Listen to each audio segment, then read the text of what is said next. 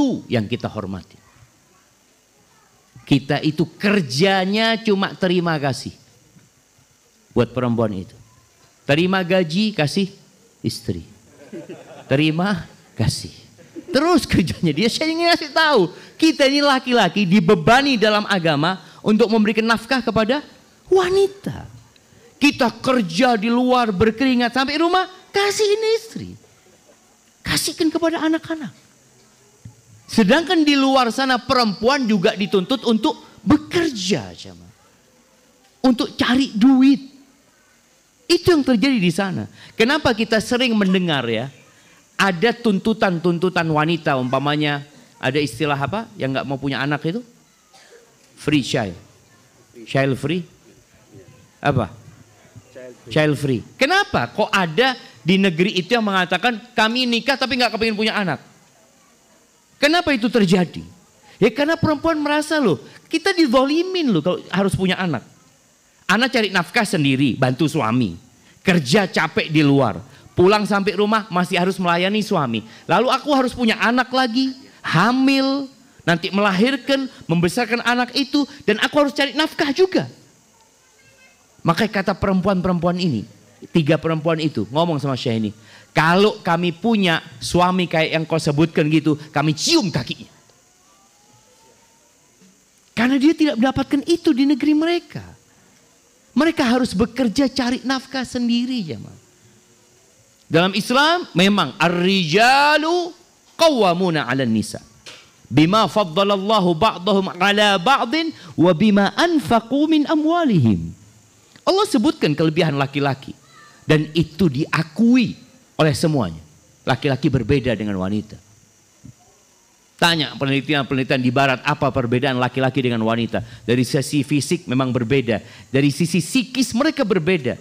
Dari sisi kejiwaan berbeda.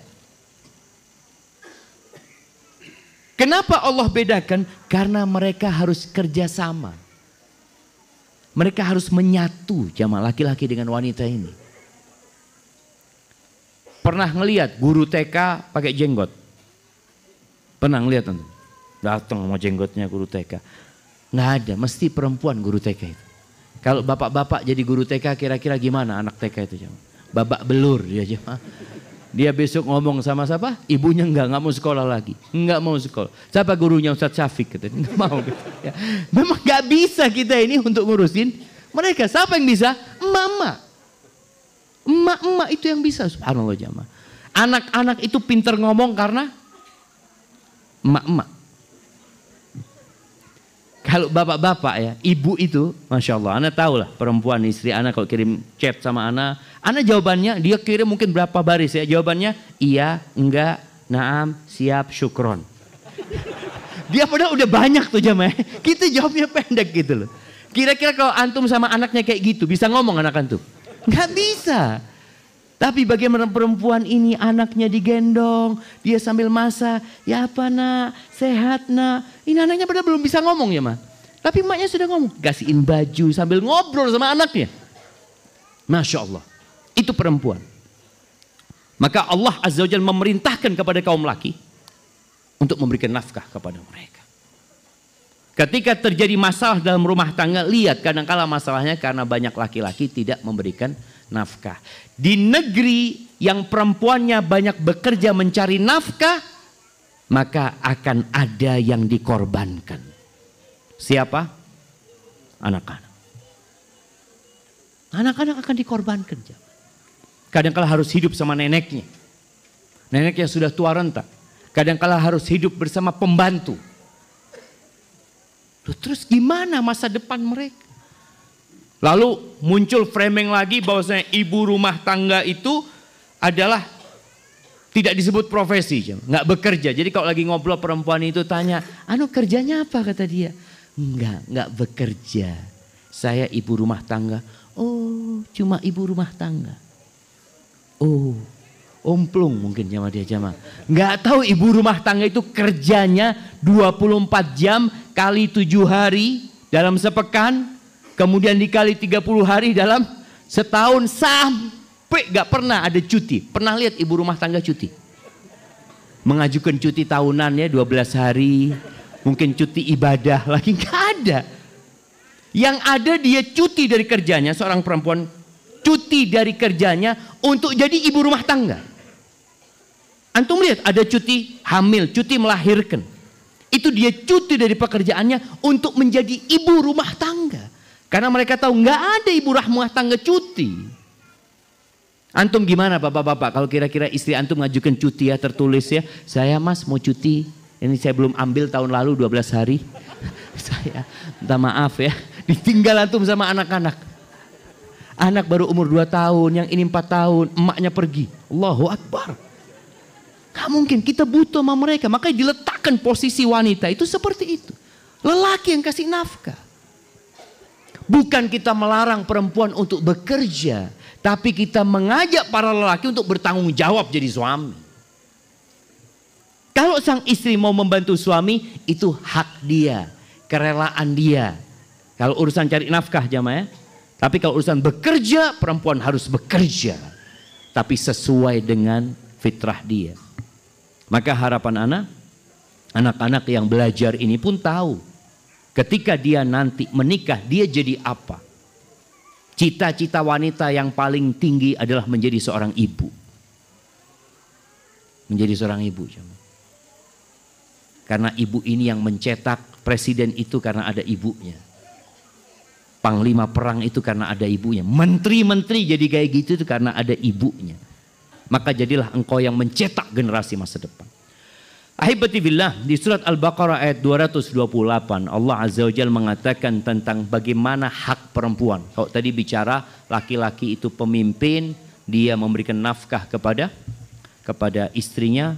Di Al-Baqarah 228 Allah mengatakan walahunna mithlul ladzi 'alaihinna bil ma'ruf walirrijali 'alaihinna darajah. Allah mengatakan dan bagi wanita-wanita itu hak yang sepadan dengan kewajibannya. Jadi dia punya hak dan punya kewajiban yang setara gitu loh jemaah. Makanya kalau antum bekerja di sebuah tempat, maka antum akan tanya apa? Apa hak ana dan apa kewajiban ana? Ana punya hak apa gitu loh. Maka Allah sebutkan di sini walahunna, dan mereka punya hak yang setara dengan kewajibannya. Walirrijali 'alaihinna darajah.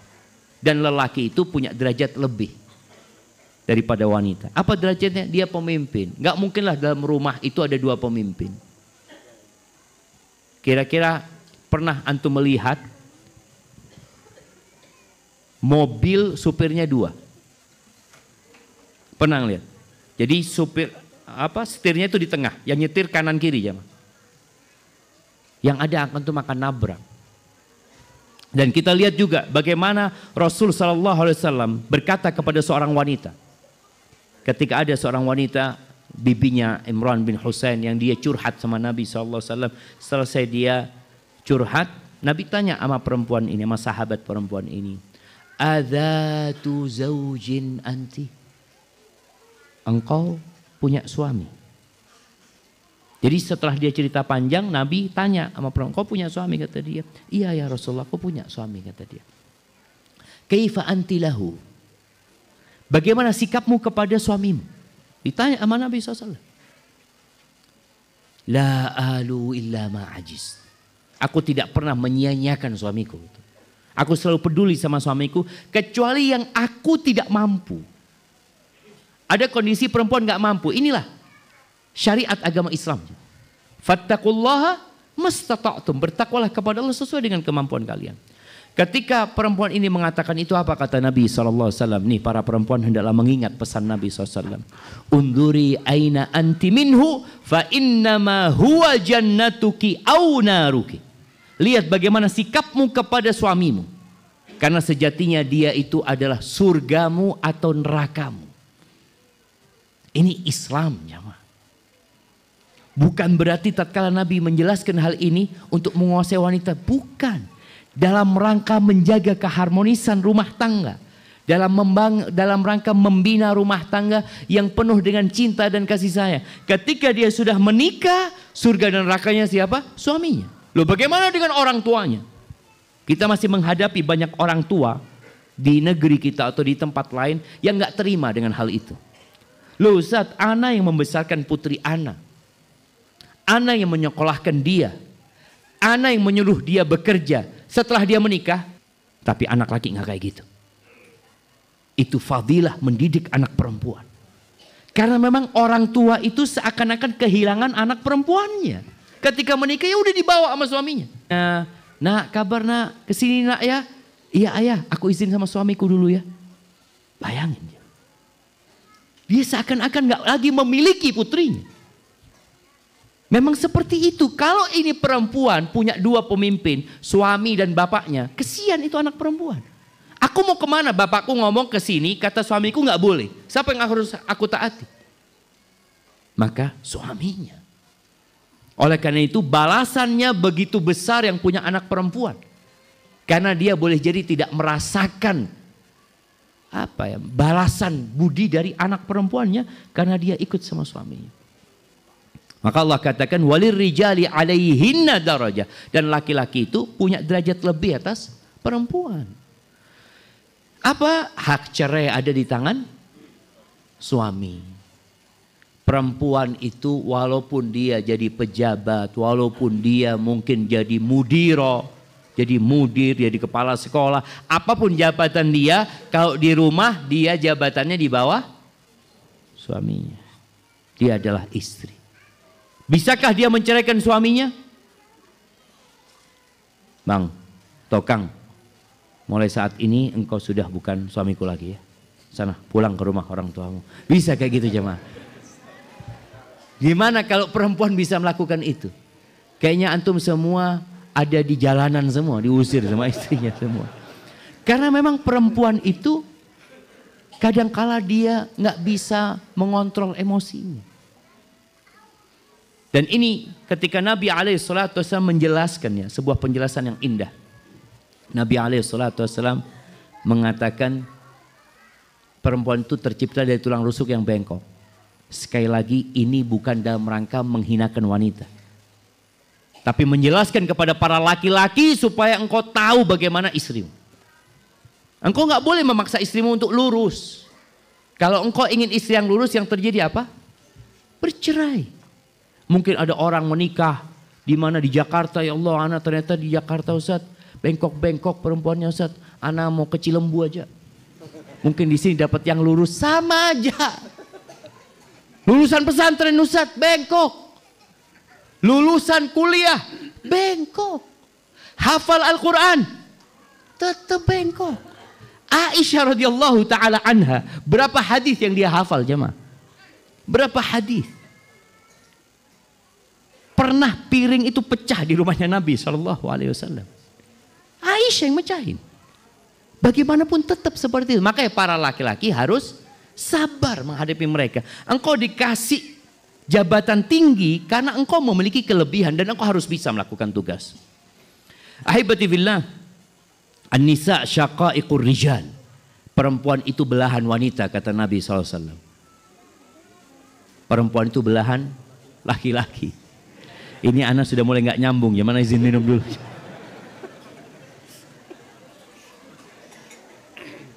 Gimana perempuan belahan wanita?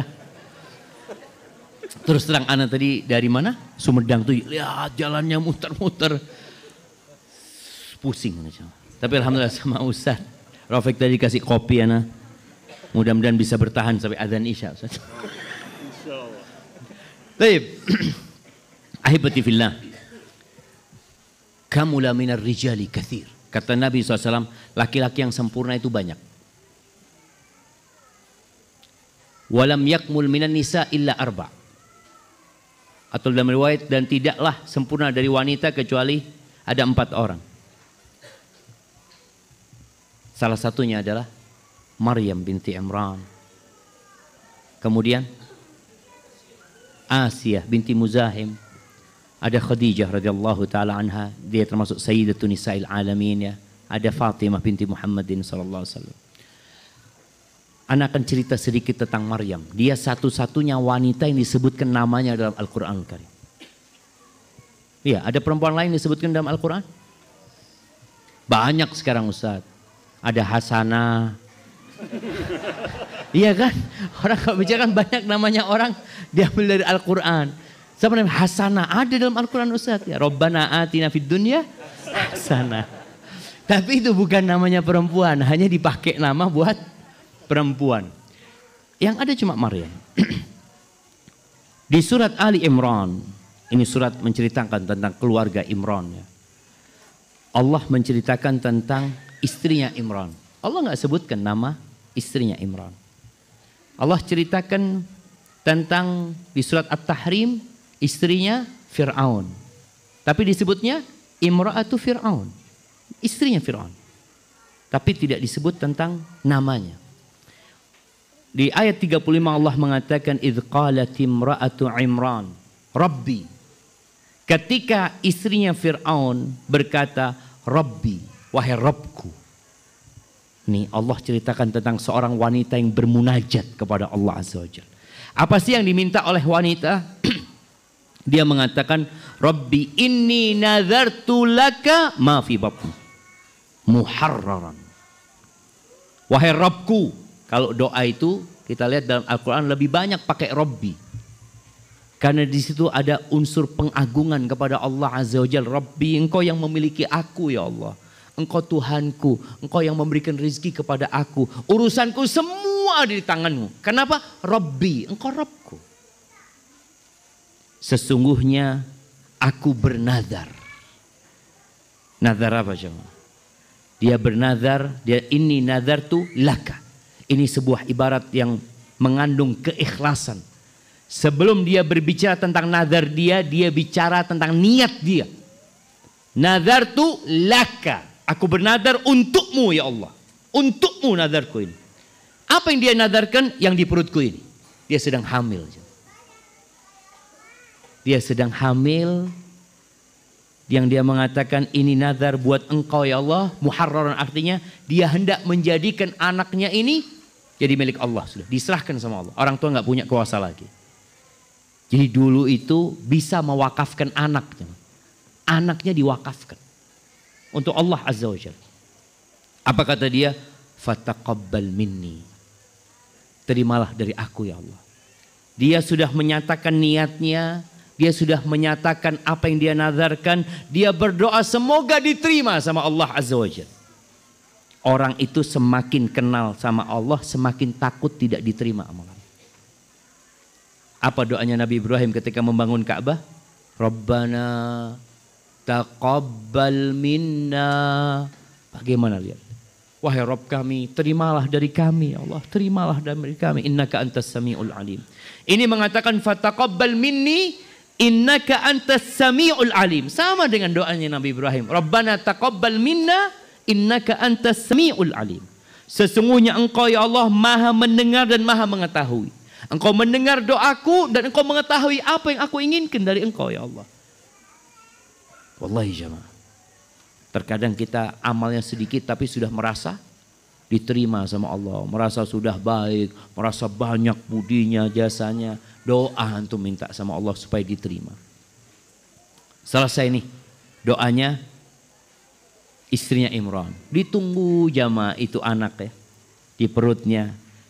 Falamma wada'atha. Ketika dia melahirkan anak perempuan ini. Perempuan itu ada sebagian yang malas punya anak. Maka kalau antum cari istri yang kepingin punya anak banyak. Kata Nabi SAW ketika menyebutkan tentang wanita penghuni surga, kullu waludin wadud. Semua perempuan yang suka punya anak, yang subur, dan dia penyayang. Ada perempuan yang Masya Allah jemaah. Suaminya baru masuk rumah dia hamil. Masya Allah. Lewat aja sudah hamil. Ada perempuan yang harus ke rumah sakit, dia harus kemana? Iya. Ada perempuan yang harus berjuang, dia kepingin punya anak. Sampai nunggu bertahun-tahun. Tapi ada perempuan yang Allah kasih kemudahan. Tapi ternyata sebagian di antara mereka nggak mau punya anak. Itu kita lihat. Yang nggak punya anak kepingin punya anak. Yang dikasih sama Allah kemudahan punya anak malah nggak kepingin punya anak. 2 anak cukup katanya. Cukup 2 anak jemaah. Pak Harto berapa anaknya? 6. Pak Presiden kita banyak anaknya. Masya Allah. Itu anak yang apa? Perempuan yang suka punya anak, yang penyayang itu Masya Allah. Perempuan yang insya Allah dimasukkan ke surga dan dia punya sifat lainnya ya. Di sini ketika dia melahirkan, capek melahirkan. Lelah, sakit perempuan ketika melahirkan anak itu. Itu mungkin juga yang membuat sebagian perempuan gak kepingin punya anak. Anda sampaikan, ketahuilah bahwa nanti balasan di akhirat itu semua keletihan yang kau rasakan, engkau akan dapat pahala. Nabi SAW ketika menyuruh Abdurrahman bin Abu Bakar mengantarkan Aisyah umrah dari Tan'im. Umrah dari Tan'im ini mungkin cuma 7 kilo jangan. Nabi berkata kepada Aisyah, ajruki ala qadri nasabiki wa nafaqatiki. Balasan buat engkau sesuai dengan kelelahanmu dan nafkah yang kau keluarkan. Begitu pula ketika wanita ini semakin sakit, semakin susah kondisinya, semakin besar pahala yang akan dia dapatkan. Maka tolong dia ketika suaminya kepingin punya anak, bismillah bang, berapa engkau kepingin punya anak? 12, ahlan wa sahlan. Loh jemaah, kita ini berada di masa yang akhirnya perempuan, ya wallahu a'lam, mungkin karena suaminya kurang bertanggung jawab sehingga dia nggak kepingin punya anak banyak. Di Bondowoso ada seorang ustadz rahimahullahu ta'ala, punya anak 28 dari satu istri. Gimana kalau 2 istrinya? 28 kali 28 itu dari satu istri. Kapan perempuan terakhir bisa punya anak? Umur berapa? 48. 50 masih bisa. Asalkan tadi perempuannya sehat, makanya jaga kesehatan perempuan. Anak pesantren ini kalau bisa perempuan-perempuan harus kuat. Jangan lagi buka keran langsung keluar airnya, nimba. Hai jemaah, sehat perempuan zaman dulu itu nimba jemaah. Nimba, mau masak, mau makan itu ambil kayu, dimasukin kayunya, ditiup ya. Sekarang perempuan sekarang pencet deh. Bentar bunyi langsung mateng sudah dia. Dulu masak nasi ya. Ana masih ingat pada waktu SD itu kalau ibu mau masak itu, ibu di rumah itu punya kompor dari kayu sama yang dari sumbu itu jemaah. Kita kalau mau masak itu harus ngidupin ya satu-satu sumbunya gitu ya. Butuh waktu lama jemaah. Sekarang anak perempuan sekarang enggak. Dididik semuanya langsung jadi. Pesantren laundry juga? Enggak laundry, nyuci sendiri. Pakai mesin cuci itu. Pakai mesin cuci, Masya Allah. Gimana kalau dia punya nanti suami nggak kuat beli mesin cuci? Kita yang laki dulu nyuci pakai tangan. Nyuci, sekarang mereka nggak boleh nyuci pakai tangan. Jangan, nanti kasar. Jadi insya Allah mulai bulan depan nggak ada lagi mesin cuci. Pakai tangan. Setuju? Lihat Zat, di sini aja nggak mau dia. Gimana kalau punya suami nggak bisa beli mesin cuci? Masa mau ganti suami anak kayaknya? Nih suami nggak bener, nggak mungkin. Makanya perlu dididik susah supaya fisik dia kuat. Makanya dia jadi kuat punya banyak anak nanti. Ya, insya Allah ya harapan tadi kalau bisa mereka itu air nimba ya ambil sendiri. Insya Allah jadi ibu yang kuat nantinya. Baik, kita lihat bagaimana kondisi Hana atau istrinya Imran. Ketika dia melahirkan, qalat rabbi inni wada'tuha untha. Ketika dia melahirkan yang dilihat, ya Allah perempuan ternyata. Dia kepingin anaknya laki. Apa kata dia? Allah mengatakan wallahu a'lamu bima wada'at wa laysa dzakaru kal untha. Allah lebih tahu dengan apa yang dilahirkan oleh istrinya Fir'aun. Tapi dia mengatakan, Masya Allah, kayaknya ada yang demo dari atas ini. Dia, Allah tahu dengan apa yang dilahirkan oleh istrinya Imran ini. Walaysa dzakaru kal untha. Dia katakan laki-laki nggak sama dengan wanita. Karena Istrinya Fir'aun ini ingin mewakafkan anaknya itu untuk Masjidil Aqsa. Jadi pelayan di Masjidil Aqsa. Kalau perempuan nggak bisa, dia adzan nggak mungkin, jadi imam nggak mungkin, ya. Ada keterbatasan. Maka dia mengatakan walaysa dzakaru kal untha, dan yang laki itu nggak sama dengan perempuan. Wa inni sammaituha Maryam. Aku berikan nama kepada anakku ini Maryam. Apa artinya Maryam? Apa? Yang di atas ada yang namanya Maryam. Yang namanya Maryam aja yang ngomong. Apa artinya Maryam? Yang namanya Maryam jawab. Kasih hadiah nanti. Kasih. Yang namanya Maryam. Nah, apa artinya Maryam? Dengar jawaban antum? Gak ada yang jawab di atas, cuma rame-rame doang. Nah, apa artinya Maryam? Apa? Nah, ya nanti kasih adanya. Artinya Maryam itu khadimatur Rabb, pelayan Tuhan. Bayangin. Itu memiliki tugas yang besar. Dia kasih nama Maryam. Wa inni u'idzuha bika wa dzurriyyataha minasyaitonir rajim. Dan sesungguhnya aku meminta perlindungan kepadamu untuk dia dan keturunannya dari setan yang terkutuk. Allah mengatakan fataqabbalaha rabbuha biqabulin hasanin wa ambataha nabatan hasanan wa kaffalaha Zakaria. Allah terima nazarnya. Ya Allah, jemaah, gimana ya? Orang tahu amalannya diterima ketika hidup di dunia. Allah langsung terima. Kemudian Allah tumbuhkan Maryam ini dengan pertumbuhan yang sangat indah sekali. Dan dia dididik oleh siapa? Dirawat oleh siapa? Nabi Zakaria. Dan ini pentingnya kita memilihkan pesantren yang bagus buat anak-anak kita. Kadangkala sebagian mengeluh pesantren yang bagus mahal. Nggak apa-apa. Kalau memang mahal, orang tua berusaha.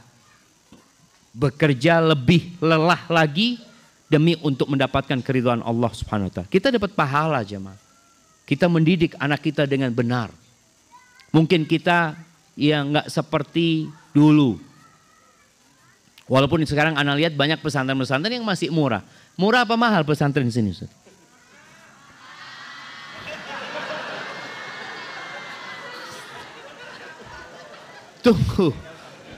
Tunggu. Mahal itu kalau nggak punya duit. Kalau punya duit jadi murah sebenarnya. Makanya yang bilang mahal itu seharusnya orang tuanya. Kalau anaknya pernah bayar anaknya. Nggak pernah, dia yang penting datang masuk.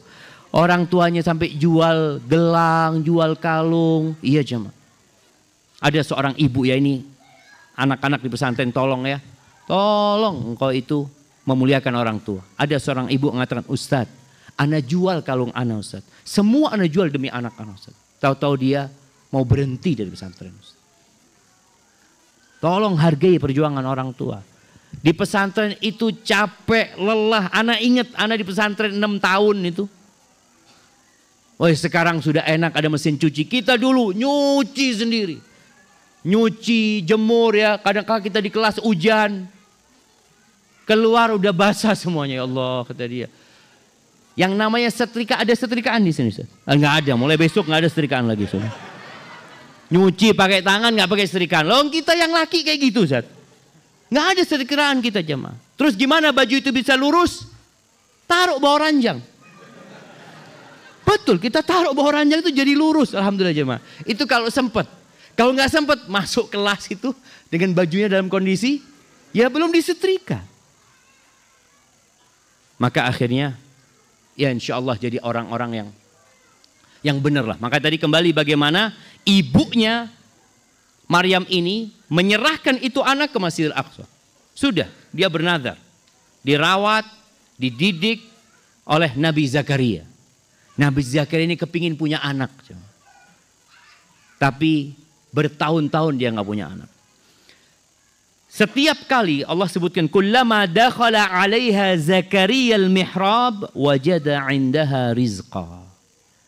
Setiap kali Nabi Zakaria masuk ke tempatnya Maryam ini, ada ruangan.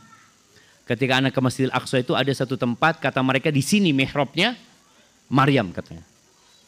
Karena memang tidak banyak perubahan di bangunan Masjidil Aqsa itu cuma. Mereka mengatakan di sini kira-kira tempatnya Maryam, Nabi Zakaria kalau masuk di sana. Karena dia perempuan jadi disendirikan tempat dia. Wajada 'indaha rizqa. Nabi Zakaria melihat ada rizki. Ada makanan disebutkan buah-buahan musim dingin, di musim panas ada di tempat. Ya Maryam, anna laki hadha. Wahai Maryam, dari mana engkau dapat ini? Kok bisa engkau dapat ini? Bagaimana seorang perempuan ya, dididik dengan pendidikan agama, dengan tauhid yang kuat jemaah. Dia mengatakan qalat huwa min indillah. Itu dari sisi Allah Azza wa Jalla. Ini jawaban jamaah yang perlu kita tanamkan di diri kita.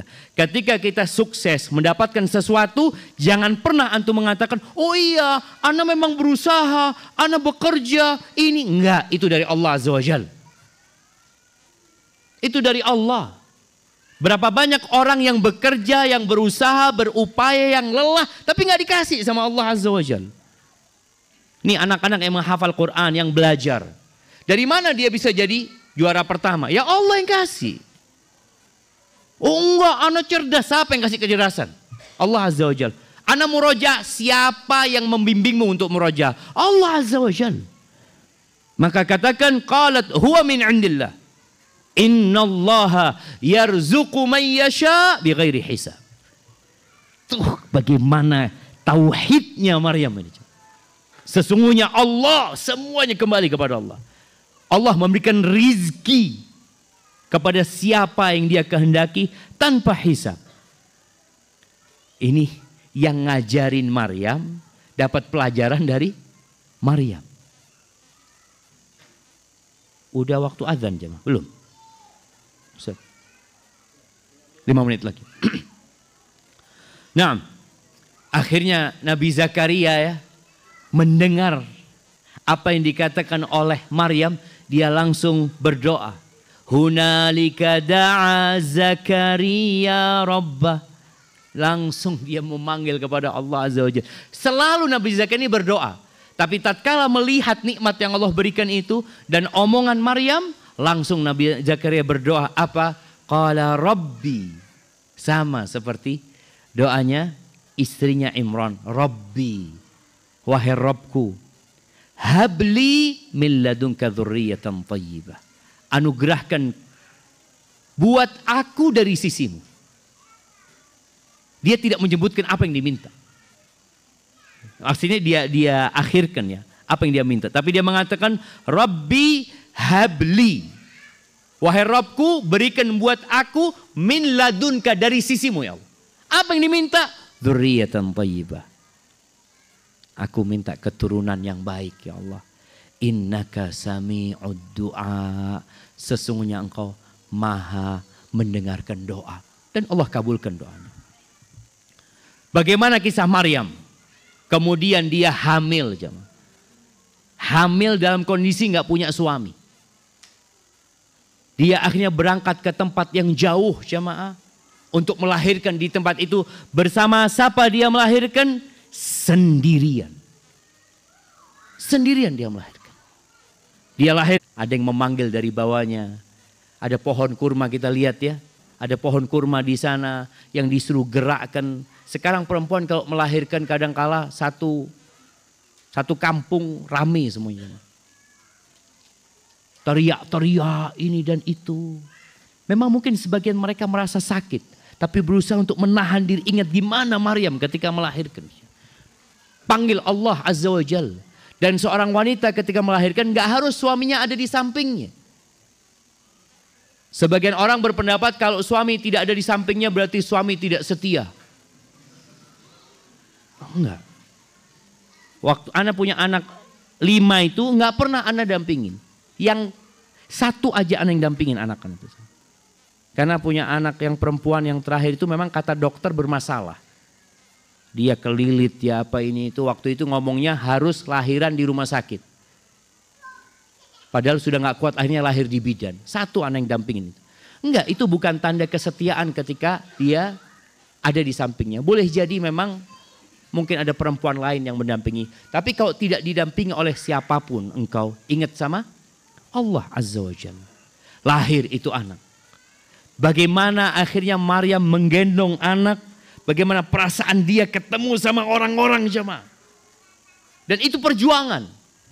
Makanya dikatakan tidak sempurna dari laki-laki itu banyak. Dari perempuan sedikit gak banyak. Salah satunya Maryam binti Imran. Maka tolong bagi kita semua baca sejarah Maryam. Khususnya para perempuan. Dan para suami berusaha untuk menjadi suami yang baik. Kemudian di antara wanita yang Allah sebutkan kisahnya dalam Al-Quranul Karim adalah Asia binti Muzahim. Bagaimana Asia binti Muzahim ini jamaah? Ketika melihat Nabi Musa cilik. Itu dibawa oleh dayang-dayang dari sungai jamaah ya. Allah berikan kecintaan di hatinya. Fir'aun itu mau bunuh itu anaknya. Kata dia jangan dibunuh. Asa ayan fa'ana. Au nattakhidahu walada. Jangan, mungkin dia manfaat buat kita kata dia. Manfaat. Atau kita ambil anak. Dan betul itu manfaat buat ibunya. Ibunya masuk Islam akhirnya. Bukan ibu angkatnya. Ibu asuhnya Asia ini. Bagaimana dia merawat Nabi Musa. Membesarkan Nabi Musa. Kemudian beriman dengan Nabi Musa. Kemudian dibunuh sama suaminya. Dalam rangka mempertahankan. La ilaha illallah. Maka insya Allah harapan anak. Para perempuan khususnya santriwati yang ada di sini menjadi santriwati yang kuat ya. Menjadi santriwati yang bersabar. Contoh Maryam, contoh Asia, contoh yang namanya Fatimah. Putrinya Nabi SAW. Tangannya itu kasar aja. Tapi kita dengarkan azan dulu. Barakallahu fiik.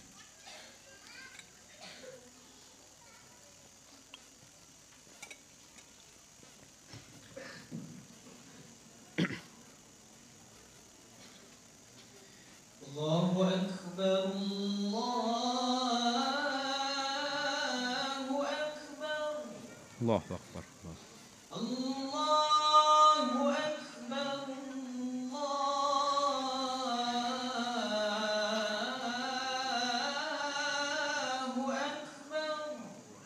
Allahu Akbar.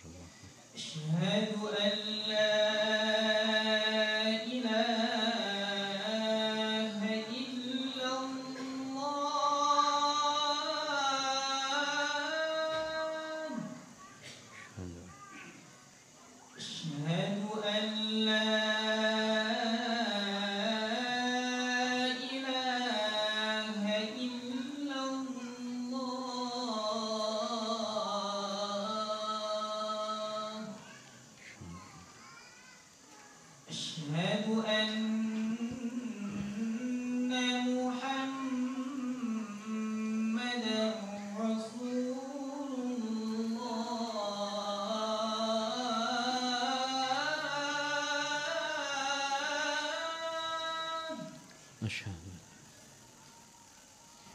أشهد أن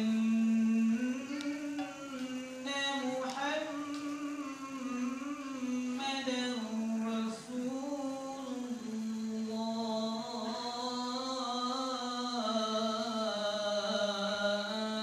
الله حي على الصلاة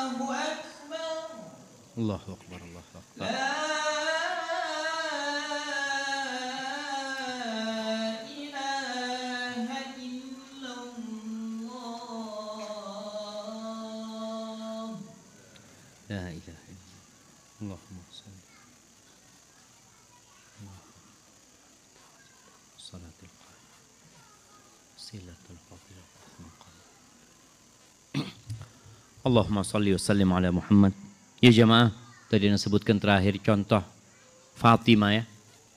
Fatimah itu putri Nabi SAW. Dan dia termasuk Sayyidatun Nisa'il Alamin. Tangannya Fatimah itu kasar. Bagaimana Fatimah menikah dengan Ali, seorang suami yang miskin. Sehingga Ali gak bisa datangkan pembantu. Fatimah itu kalau masak harus numbuk gandum sendiri. Jadi Ali itu mampunya beli gandum. Gak mampu beli tepung. Gandum terus digiling ya sampai jadi tepung. Sampai tangannya kasar. Sedangkan dia punya anak masih kecil. Punya anak Hasan. Kemudian sekali dia suci langsung hamil lagi Hussein. Ibunya sudah meninggal dunia. Akhirnya dia harus hidup. Nanti lahir lagi anaknya Muhassin. Anak yang ketiga dari anaknya yang kemudian meninggal ketika kecil. Jadi dia punya anak masih kecil-kecil dan dia nggak punya pembantu. Semua dilakukan sendiri. Sampai kasar tangan. Akhirnya Ali bin Abi Thalib kesian sama istrinya. Maka dia mengatakan, coba engkau ngomong sama bapakmu. Ketika itu ada tawanan perang, mungkin ada yang bisa jadi pembantu. Dikasih pembantu sama Nabi SAW. Nggak dikasih. Bisa bapaknya ngasih, bisa. Tapi Nabi SAW ingin mendidik putrinya. Bahwasanya untuk menjadi nisa, sayyidatun nisa'il ahlil jannah, itu perlu perjuangan. Maka Nabi memberikan amalan untuk membaca subhanallah 33 kali sebelum tidur ya. Kemudian alhamdulillah 33 kali, Allahu Akbar 34 kali. Dikasih amalan itu, tidak dikasih pembantu. Maka harapan ana, ini tugasnya Ustadz Rafiq, ini bagaimana santriwati ini jadi orang-orang yang sabar ya. Yang siap kalau suaminya miskin. Ini ada pertanyaan ini. Langsung pertanyaannya berkaitan dengan hal itu. Semoga Ustadz dan semua jamaah yang hadir selalu ada dalam lindungan Allah Subhanahu wa ta'ala. Izin bertanya. Diriwayatkan bahwa Rasulullah Sallallahu Alaihi Wasallam pernah mendiamkan 9 istrinya selama 30 hari, selama 1 bulan. Karena meminta kenaikan nafkah. Apakah hal tersebut bisa diamalkan bila istri kita meminta kenaikan nafkah? Jazakallah khair. Nih Zat, muncul sudah Zat. Jadi anak pernah ke pesantren perempuan juga di Malang ya, Masya Allah. Pesantrennya 5 lantai jemaah, pakai lift, pakai AC. Allah anak ngomong, berat ini. Kalau ternyata perempuan-perempuan sudah dididik seperti ini, nyaman dan enak. Kalau nikah, suaminya nggak bisa beli AC gimana? Enak. Kalau nikah, suaminya nggak bisa beli AC gimana? Berat. Akhirnya dia tidak terbiasa untuk berjuang. Mereka masak sendiri Ustaz? Enggak, mulai besok suruh masak sendiri aja perempuan itu. Siap masak sendiri? Dia mah gimana nanti kalau punya suami akhirnya beli online terus Ustaz. Kenapa? Ana di pondok nggak diajarin masak, Ana diajarin ngaji aja di pondok.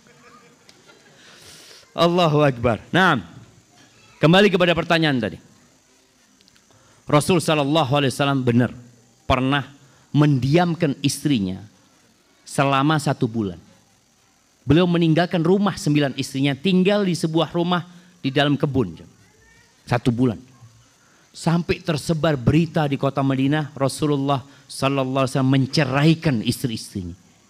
Isu itu muncul, padahal enggak, Nabi tidak menceraikan istri-istrinya. Kenapa Nabi mendiamkan istri-istrinya? Iya, ada beberapa riwayat berkaitan dengan sebab terjadinya hal itu. Yang pertama, seperti yang di pertanyaan tadi, berkaitan dengan nafkah. Mereka minta tambahan nafkah. Yang kedua, keributan yang terjadi antara istri-istrinya. Kecemburuan yang terjadi antara mereka sampai merepotkan Nabi SAW. Nabi ini bukan cuma ngurusin istri, ngurusin umat gitu. Akhirnya Nabi mendiamkan mereka. Turun dari kebun itu masuk ke rumahnya Aisyah. Lalu Aisyah mengatakan, ya Rasulullah, bukankah engkau berjanji sebulan tidak akan mendatangi istri-istrimu? Iya. Dan sudah 1 bulan. Beliau mengatakan SAW, bulan itu segini, 30 hari, dan bulan itu segini, dan segini, 29 hari.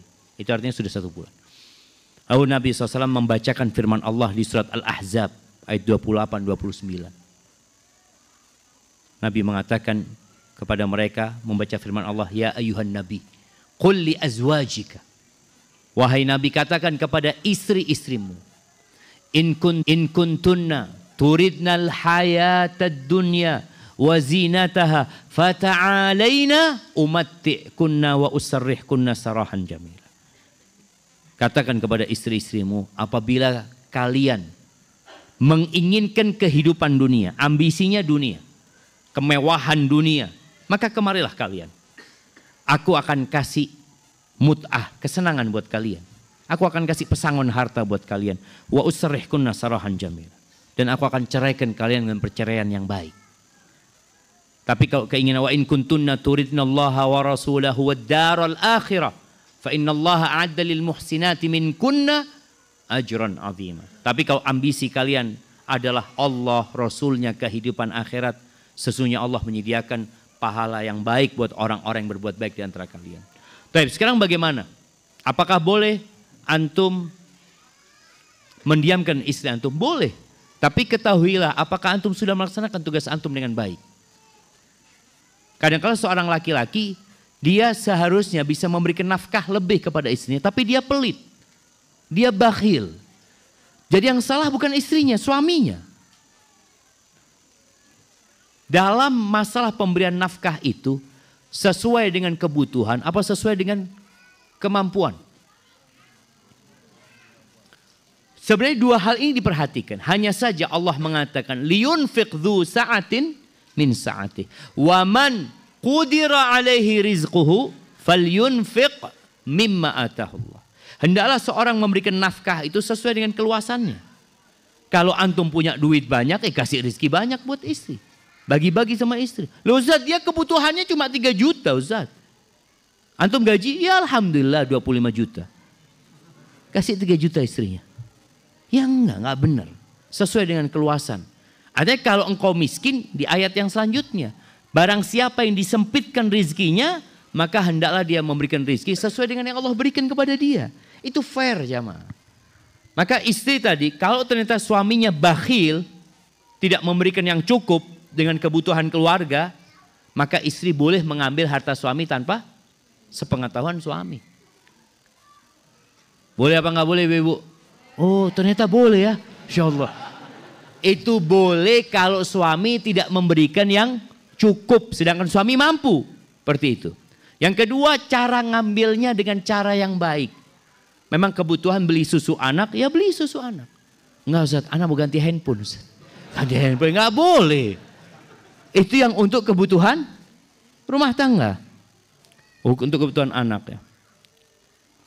Apakah hukum wanita ikut demonstrasi? Ya demonstrasi sama suaminya aja di rumah. Mau kemana perempuan ini jamaah?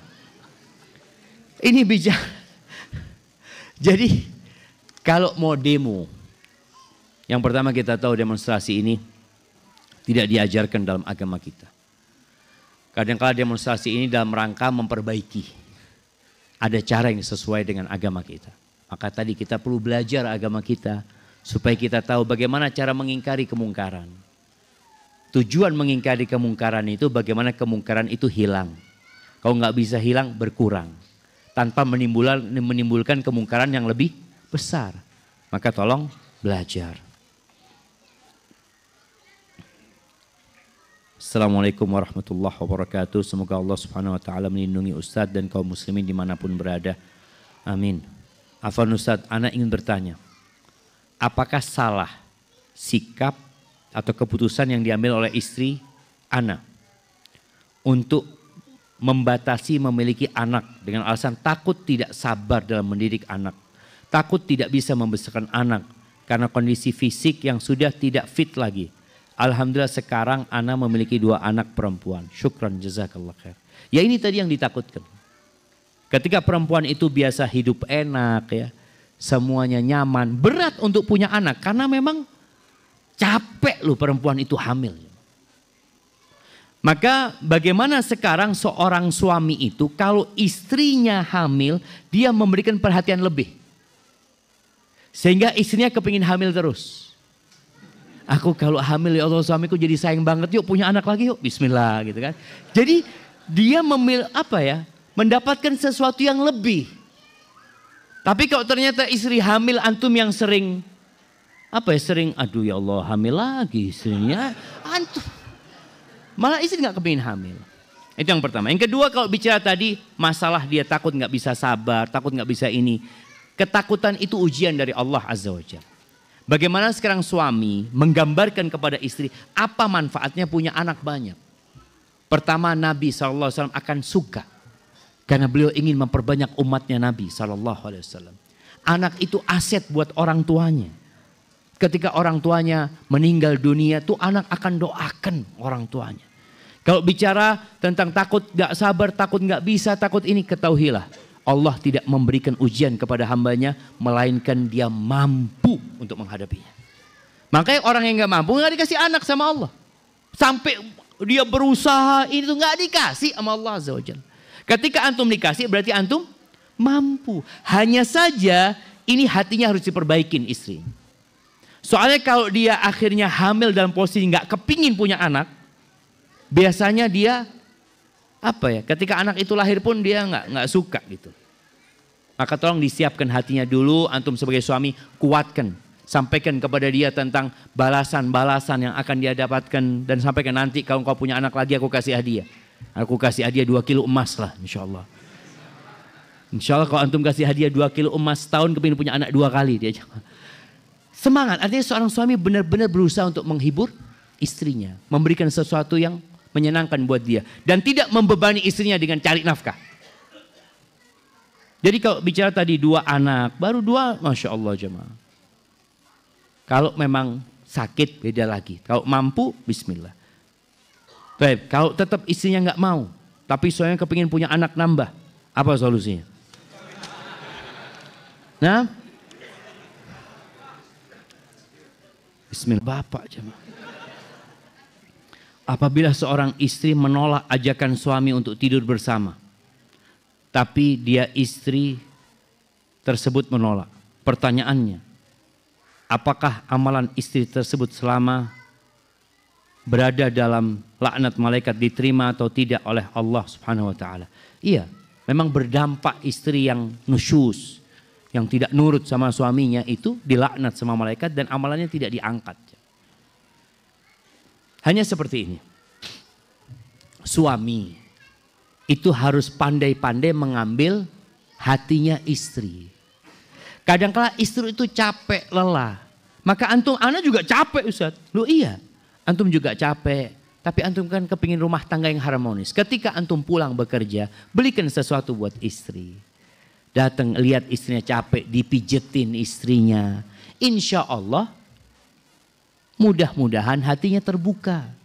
Tapi kalau antum ngomong, syuf, kok dilaknat sama malaikat sampai subuh.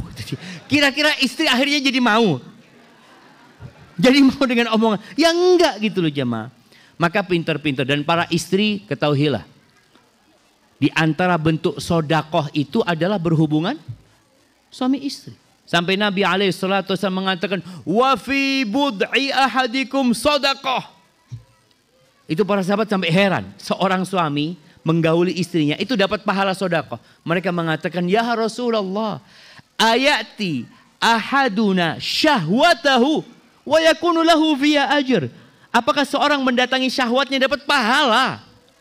Kata Nabi SAW, ara'aita in wada'aha fi haram. Menurut engkau gimana kalau dia letakkan di tempat yang haram? Dapat dosa enggak? Ya dapat dosa. Begitu pula ketika dia letakkan di halal. Makanya suami kalau ngomong sama istri, ngomong yuk kita sodakoh. Apa? Bahasanya itu yang indah gitu. Sehingga dia bilang, oh dapat pahala. Ya dapat pahala aja. Dapat pahala insya Allah. Baik, yang terakhir jamaah. Kalau pingin punya anak yang solehah, apakah harus terlahir dari seorang ibu yang solehah juga? Allah itu mengeluarkan yang hidup dari yang mati dan mengeluarkan yang mati dari yang hidup. Makanya terkadang ada anak orang tuanya itu nggak benar. Tapi anaknya Masya Allah. Tapi juga ada yang diuji. Bapak ibunya orang soleh. Soleha. Tapi anaknya jadi ujian buat orang tuanya. Tapi secara usaha kita. Kalau ingin punya anak yang soleha. Soleh dan soleha. Cari pasangan hidup yang soleh. Karena dia yang akan mendidik. Dia akan mendoakan anaknya. Kadang-kala ada orang yang salah pilih pasangan hidupnya. Salah pilih istri dia. Memang dia dulu melihat istri karena cantik. Setelah dia nikahin, perempuan itu kadang-kala kalau sebelum dinikahin jemaah, dia mau turut sama suaminya. Nanti kalau engkau sudah nikah sama aku, engkau pakai jilbab ya? Siap. Nanti kalau engkau sudah nikah sama aku, engkau sholat 5 waktu ya? Siap. Setelah menikah, kadang-kala nggak dilakukan. Maka hendaklah berhati-hati, kita berusaha menjalankan apa yang diarahkan sama Nabi SAW. Perempuan dinikahin karena 4 hal. Yang pertama karena apa? Karena cantik, kaya, bangsawan, keturunannya. Yang keempat, karena agamanya. Kalau ingin selamat, fadfar bidzatiddin taribat yadak. Cari yang agamanya baik, engkau akan beruntung insya Allah. Tapi kalau umpamanya, ya apa Ustaz, ana sudah salah dulu ya. Engkau bertobat kepada Allah Azza wa Jalla dan berusaha memperbaiki istrimu. Semoga dia jadi istri yang soleha. Rabbana hablana min azwajina wa dzurriyyatina qurrata a'yun waj'alna lil muttaqina imama. Itu mungkin dapat Anda sampaikan, kurang lebihnya mohon maaf. Semoga bermanfaat buat yang menyampaikan dan yang mendengarkan dan bisa kita amalkan dalam kehidupan ini. Subhanakallahumma bihamdika asyhadu an la ilaha illa anta astaghfiruka